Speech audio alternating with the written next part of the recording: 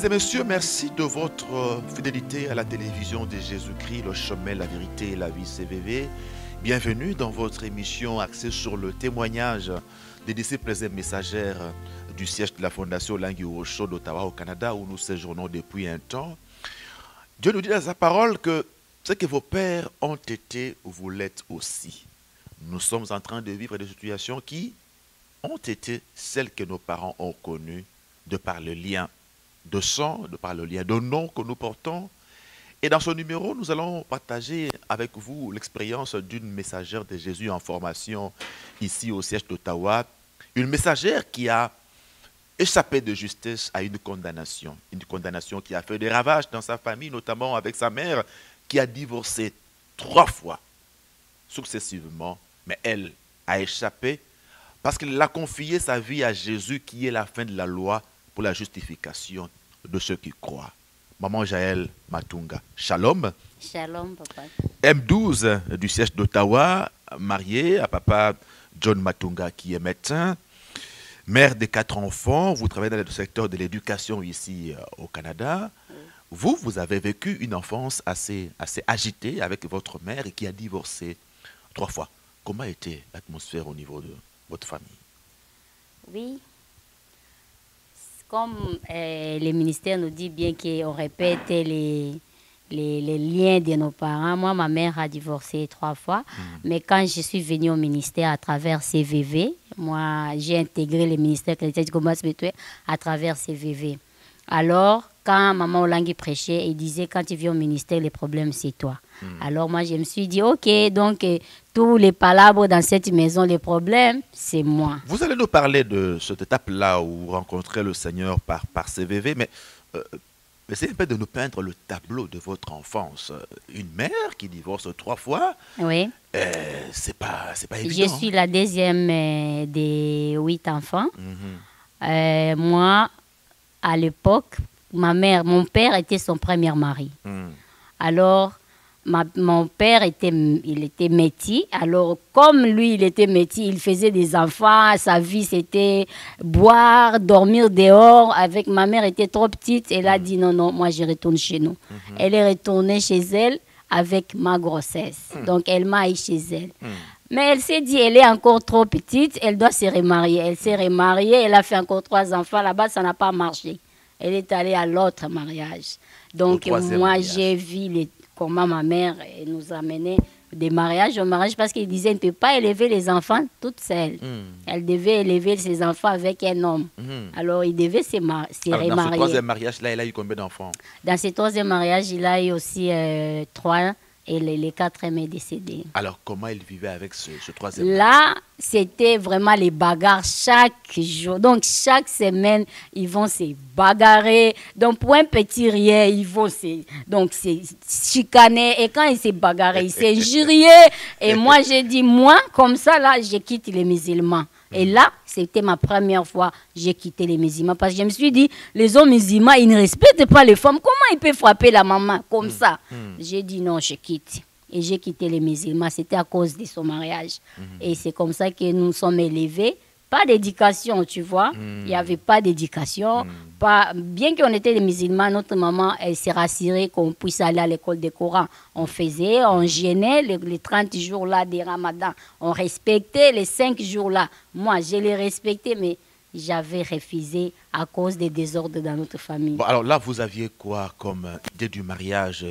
Ça vous plaisait ou ça vous dégoûtait? Non, moi, je me suis dit là, premièrement, je quitte d'abord les musulmans. Parce qu'ils étaient l'homme. Parce que je me rappelle, ma mère a divorcé l'autre mariage là. Elle disait, celui-là était catholique. Il va aller se marier avec musulman.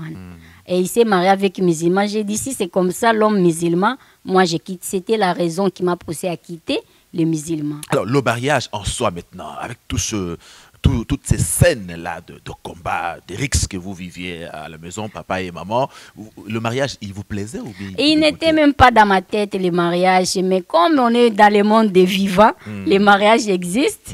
Bon, un jour, j'ai trouvé quelqu'un qui me dit, je vais te marier.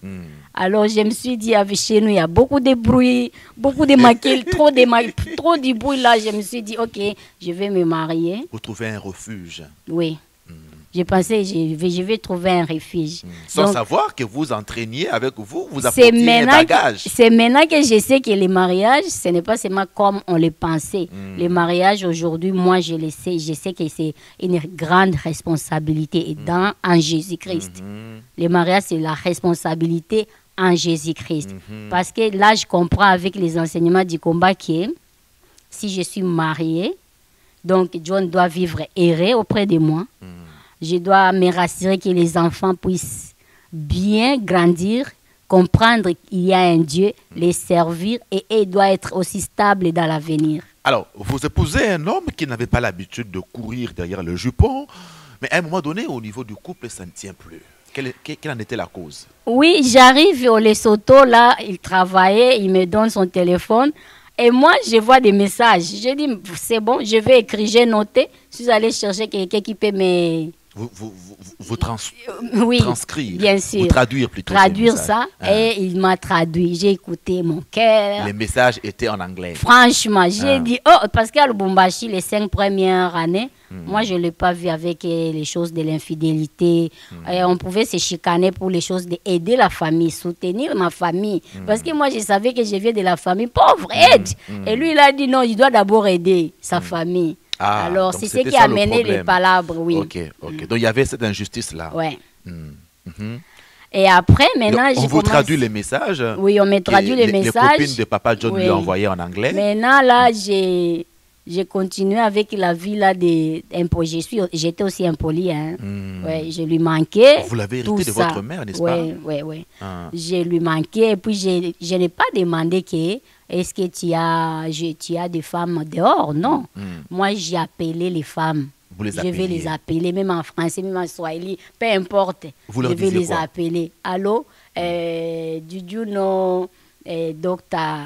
Matunga? Et ils vont me dire, is my colleague. Je vais maintenant commencer à injurier. Toi, prostitute! Et je vais injurier. Et lui, quand il va venir à la maison, il ne peut rien me dire. C'est l'autre jour, quand on va se chicaner, là, il va dire, tu es bizarre, tu appelles les gens. Moi, j'ai dit, oh, donc on t'avait donné les rapports. C'est bon. Mais après, quand j'ai commencé à suivre Maman Olangi, quand elle a dit les problèmes, c'est moi. Moi, j'ai cherché ma délivrance. Alors, avant d'en arriver là, vous aviez donc commencé à faire palabre à Papa John. Oui. Et vous vous bagarriez. Oui, je me rappelle un jour. Exactement comme votre mère se bagarrait. Oui, donc ça s'est produit. C'est comme ça qu'on dit, quand ils donnent des valeurs négatives aux enfants, ils vont les produire, les mêmes actes, les mêmes pratiques. Donc moi, j'ai pratiqué ça. Un jour, je me rappelle, mon garçon, le 3e, il avait encore une année, quelques mois. Les jours-là, je me suis bagarrée avec lui, je lui ai collé dans les habits. Il était fâché. Il n'a pas l'habitude là, de me toucher. Il m'avait touché au corps, il m'a frappé, les sangs coulés. Moi aussi, j'ai enlevé les habits, je suis restée nue. Je me suis dit, personne ne va entrer dans cette maison. Aujourd'hui, tu vas me tuer. Comme toi, tu m'as amené au Lesotho pour me tuer. Devant votre fils? Devant mes enfants. Mon Dieu. C'était triste. Deuxième fois encore, j'ai détruit même la porte de l'hôpital, tu vois. Donc, je ne pesais pas même des conséquences. Oui, là où il travaille à l'hôpital. Il est revenu tard. J'ai fermé la porte. Il m'a dit, tu commences à jouer avec moi. J'ai dit, retourne là où tu étais. C'est quoi ça, n'importe quoi. Il m'a dit, toi, tu commences à te prendre de moi. J'ai dit, oui, je ferme la porte. Et je ne sais pas qu'est-ce qui était arrivé. Donc, tu sais, quand je me fâchais, là, tu vas voir vraiment des démons en moi. Tu vas voir des démons en moi. Tu vas voir vraiment que ça, ce n'est pas une personne ordinaire. Alors, c'était ça, justement, la vie de votre mère qui a eu à divorcer 3 fois. Et vous sentiez maintenant la menace du divorce. Et plusieurs fois, Papa John vous a mis à la porte. Oui. Plusieurs fois, j'ai emballé mes effets. Je les ai emballés toutes seules, 2 fois. 2 fois, il m'a dit, vas-y seulement. Donc, nous, là, les mariages, c'était même notre nom. Donc, veille des mariages, je l'ai collé. Il m'a dit, je regrette de t'avoir épousé. Mais quand même, on est allé en mariage comme ça. Alors, Dieu, par sa grâce, par sa provision, fait en sorte que vous connaissiez le ministère chrétien du combat spirituel par le biais de CVV au Lesotho. Ça se passe comment? Là, je commence maintenant à suivre les enseignements. Après une année, un jour, parce que je faisais aussi les business, je partais au Congo après chaque 3 mois. Là, je suis allée au Congo, je lui ai dit, comme je pars au Congo, est-ce que je peux aller prier là-bas? Il m'a dit sans problème. Il n'avait pas le choix. Il n'avait pas le choix. John était vraiment misérable, mais le Seigneur nous a restaurés. C'est au 20e anniversaire des CIFM, du ministère, que je suis allée là-bas. Et puis quand je suis retournée, il y avait aussi notre noyau. En 2011. Oui. Il y avait les noyaux là, mais je ne partais pas. Je suis restée sur Canal CVV. Et ça m'a aidé beaucoup parce que plus je suis restée là-bas, je me suis bien disciplinée quand j'ai adhéré. Oui, comment ça vous a aidé? Qu'est-ce qui vous a aidé? Les enseignements du ministère et les journaux. Alléluia. Donc, Maman Olang, je les suivais, elle et elle seule. Et ces témoignages, tu vois, comme les jours là, elle témoignait, elle prêchait, elle dit aujourd'hui, je me soumets à Papa Olang. Tu vois? Et quand Papa Olang n'a pas encore décidé même d'échanger les rideaux, j'attends. J'ai commencé à pratiquer. Alléluia. Quand elle disait, on s'est bagarré, j'ai arrêté, j'ai commencé à me confier à Dieu. Je lisais maintenant beaucoup la Bible. Parce qu'elle prêchait, elle disait, lisez là. Je lisais comme lui partait au travail, les enfants là, à l'école. Donc toute la journée, j'étais au pied de Jésus. Alléluia. Je vais pleurer, je vais jeûner, je vais lire la Bible. Et s'il vient même demain, je ne demande pas. Bienvenue, la nourriture est là. Alléluia. S'il envoie chez l'argent, ça ne me regarde pas. Je ne fais pas de cas. Donc, je me suis disciplinée avec les enseignements de Maman Olang. J'ai regardé surtout les journaux, les commentaires. Tel a été délivré, il a fait ça, ça, ça. Je prends ce qui m'intéresse, je pratique. Donc, moi, je pratiquais. Et donc, là, vous vous dites que Maman Olangi était en proie au lien de divorce. Oui. Elle a combattu et elle a remporté la victoire. Oui. Vous aussi, c'est possible que vous remportiez la victoire. Oui. Alléluia. Alors maintenant, comment vous gagnez Papa John au combat? Bon, je ne l'ai pas prêché. Comme on a dit, les problèmes, c'est moi. Au ministère, on a dit les problèmes, c'est moi. Et vous avez cessé de regarder à Papa John? En tout cas, je l'ai oublié. Parce que Maman Olang disait, Dieu lui avait dit, laisse Olang là tranquille. Toi, chez vous, il y a des liens. Alors, c'est comme les yeux là, c'est ouvert. Et je me suis dit, ok, ma mère est allée. Donc, Jésus. tu vois, quand je suis venue au mariage, je n'avais pas ça dans la tête. J'ai dit, c'était sa vie. Moi, je fais ma vie. Et quand elle disait, maintenant, il y a des divorces, et Papa Olang était dans la servitude. Alors, je me suis dit, ah, je l'oublie. Maintenant, j'ai commencé à prier. S'il donne l'argent, c'est bon. S'il achète les habits. Et moi, les problèmes. Donc, j'arrive au bout, j'ai oublié ma mère, j'ai oublié mes frères, j'ai oublié tout le monde. Je n'appelais même plus ma mère. J'ai dit, elle n'a pas la solution pour moi. Il n'y a que Jésus. Là, quand je suis arrivé au bout, Jésus a commencé avec moi. Alléluia. Il a commencé alors à vous changer, à vous transformer de l'intérieur. Et Papa John était finalement attiré. Il a vu, il a dit, ah! Comment? Ce n'est plus la panthère là que j'avais. Un jour, il m'a dit, tu veux aller à l'adoration? Attends, moi, je vais m'habiller, on part aujourd'hui à ça. J'ai dit, c'est bon, je t'attends, on part. Et c'est comme ça. Mais notre première fois, nous sommes venus adhérer, on était venus avec lui. Il disait, ah, je ne peux pas aller dans vos affaires là. Je ne peux pas. Mais lui, il est devenu plus que moi maintenant.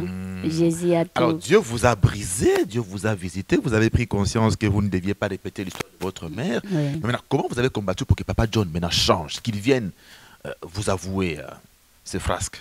Je pense qu'il a juste vu les changements. J'étais vraiment changée. Tu sais, j'ai même gagné sa sœur, celle qui est née. Elle est venue nous rendre visite au Lesotho. Elle m'a trouvé toute la nuit, j'ai prié. Et elle est en train de me témoigner. Elle me dit, tu sais, j'ai donné ma vie à Jésus grâce à ta façon de prier. Je n'ai pas témoigné, je n'ai pas dit, viens à Jésus, non. Elle a vu seulement la façon dont on vivait dans la maison. Parce qu'avec elle, nous, on était vraiment comme Tom and Jerry avec la sœur. À Lubumbashi, vraiment, c'était pas facile. Mais quand elle est venue, elle a dit, ça, celui-ci, ce n'est pas Bijou. Parce que chez nous, on m'appelait Bijou. Maintenant, là, je suis Jaël Matunga. Alléluia. Elle m'a dit, ah! Elle a aussi donné sa vie à Jésus et jusqu'aujourd'hui, elle est au ministère à Lubumbashi. Et donc, votre changement de comportement a entraîné le changement de comportement de votre John, mari, qui est venu ce jour-là vous avouer ses infidélités. Un jour, il m'a dit, bon, c'était Elle m'a dit, ok, je voulais te parler. Moi, j'ai dit, ok, je suis là. Et il a parlé. J'ai dit, c'est correct. On continue à chercher Jésus, c'est lui le chemin, la vérité, la vie. C'est bon, j'ai tout oublié. Et jusqu'à aujourd'hui, et vous lui avez pardonné. J'ai pardonné parce que je n'avais pas le choix. Moi aussi, si je me regarde. Tu sais, quand Jésus te délivre, il va te montrer tes dégâts. Moi, d'abord, je vois mes dégâts beaucoup plus que lui. L'impudicité, là, moi, je les vois vraiment tout petits par rapport à ma façon de me comporter. Pas une femme sage. Oui. J'étais très colérique, très violente, et puis très impolie, tu vois. Hein?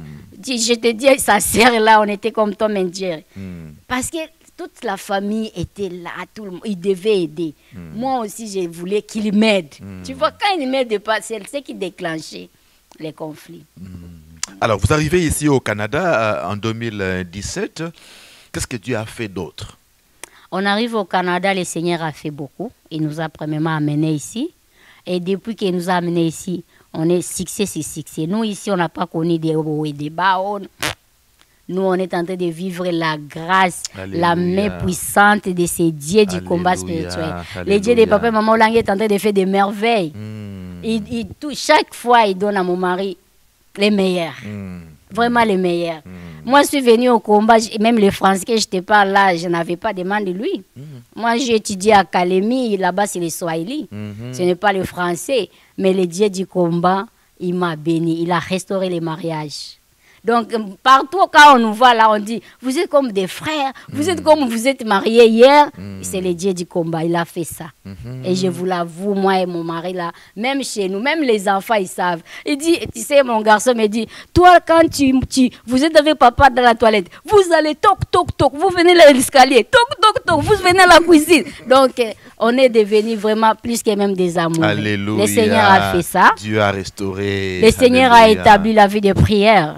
Les enfants aiment Dieu, les enfants servent Dieu, on prie, on jeûne. Ça, dans notre maison là, les jeûnes là, chaque dimanche, même la petite là, quand elle avait encore 4 ans, elle respectait jusqu'à aujourd'hui. Le Seigneur a fait, du côté de la vie des prix spirituels, oui. Le Seigneur nous a bénis. On a donné seulement une voiture à Dieu. Aujourd'hui, on en a 3. Alléluia. Tu vois. Alléluia. Donc, on commence à venir au combat en cortège. Dieu, il a fait. Il est fidèle. Moi, je suis venue, je n'avais même pas les diplômes d'État. Chez nous, on appelle diplôme. Mais ici, j'ai étudié. Je suis retournée à l'école secondaire. J'ai eu mon diplôme au Canada. Je suis allée au collège. J'ai eu mon diplôme collégial. Et maintenant, je suis dans le processus d'aller à l'université. Ça, c'est le Dieu du combat qui a donné. Alléluia, alléluia. Nous sommes venus avec des problèmes. On a acheté les parcelles et ça partait. Aujourd'hui, on a des appartements avec des locataires. Alléluia, donc, alléluia. Dieu a fait...